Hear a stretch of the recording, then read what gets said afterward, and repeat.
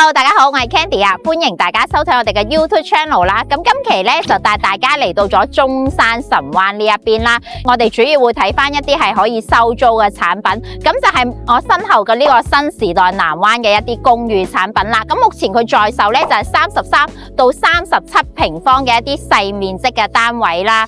咁咧除咗可以用呢個租金去抵咗你供樓數之外咧，自己咧仲有錢落袋喎。咁同埋咧，我哋見到咧樓下咧佢已經係起緊一個屬於自己嘅商業街啦。咁麥當勞咧同埋大家樂呢啲咁樣嘅食肆餐飲咧，已經係簽咗約噶啦。咁所以嚟講個情況之下咧，到時樓下呢邊咧都會非常之方便。事不宜遲，馬上帶大家上去睇一睇。咁咧現在就帶大家嚟到咗實體嘅一個示範單位呢一邊啦。咁我哋睇翻呢隻面積轉咧就係37平方嘅一個單位啦。咁目前呢一種單位嘅話咧會有兩種選擇嘅，大家可以去選擇自己住翻，或者咧就係交俾一個酒店託管去進行一個收租嘅一個形式啦。咁我哋現在睇嘅呢一間咧就係到時交咗俾酒店之後收租咧，咁酒店方會幫大家配好晒所有嘅一啲家私家電嘅。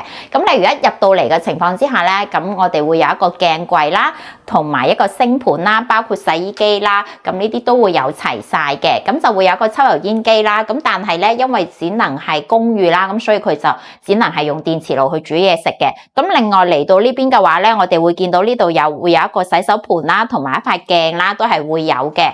咁另外我哋見到咧呢度咧利用咗少少嘅一啲空間位啦，入門嗰陣咧我哋就做咗一啲收納嘅櫃啦，係啦。咁如果大家係會選擇收租呢種模式嘅話咧，咁呢一個就係到時交樓嘅一個標準啦。咁另外咧，大家會見到呢度咧就會有一個少少嘅一個洗手間啦，咁同埋呢個淋浴區部分啦，包括呢個馬桶咧都係有嘅。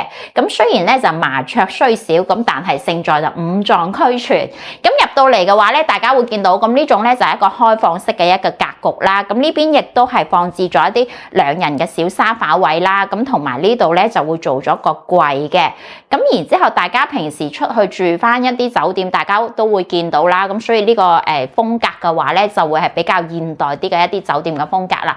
咁包括我哋見到嗰度咧就會有一個投影儀啦，咁跟住呢度會有個 mon 啦，咁全部都係 setting 好咗去俾大家嘅。咁現在呢度咧就放咗張8乘2米嘅大床啦，咁呢度咧就會有一個叫做細型啲嘅梳妝台啦。咁佢景觀面咧，我哋會見到咧就會比較開揚，望翻出面嘅一個城市景觀嘅。咁目前我哋一個高度嘅話咧係12樓嘅一個高度啦。咁呢隻單位嘅話咧，目前就係37平方啦，即係接近400尺嘅一個單位啦。咁仲會有一隻係細少少咧，去到33平方嘅。咁其實同呢一隻戶型係一模一樣，只不過平方數咧就會細咗少少啦。咁目前帶精裝修交付啦，仲可以交翻俾酒店嘅一個託管啦。咁每個月仲有租金收啦。咁同埋呢隻單位咧，目前咧total 嘅一個總價咧係去到28到30萬嘅。咁另外咧，開發商間唔中咧都會出一啲 promo 單位，即係特價單位啦。咁最低總價26萬就可以攞低噶啦。咁而且咧，港澳人士咧就可以俾呢個5成嘅首期，跟住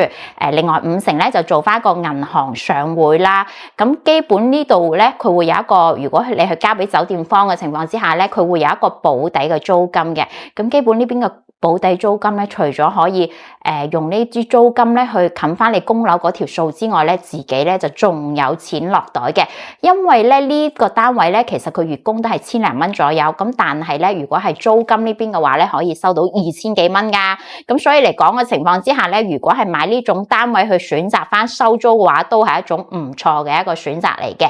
咁另外咧，如果係自住嘅情況之下咧，咁呢邊嚟講嘅情況之下咧，樓下嘅配套咧都會比較齊全啦，因為有超市、街市啦。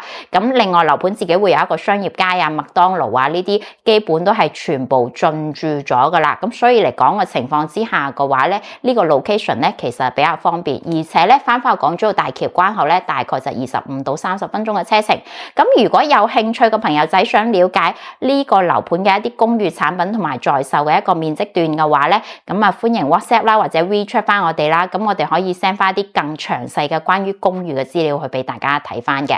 咁另外呢個樓盤咧，其實仲有一啲在售嘅一個純住宅單位啦。咁最細面積段嘅話咧，83平方可以做3房2衛。咁大家都可以 WhatsApp 或者 WeChat 翻我哋去攞翻一啲 floor plan 去俾大家睇翻嘅。咁咧，如果對於呢一個項目嘅話咧，有任何感興趣嘅或者有更想了解嘅內容嘅話，都可以 WeChat 啦或者 WhatsApp 翻我哋啦。咁我哋下期節目再見，拜拜。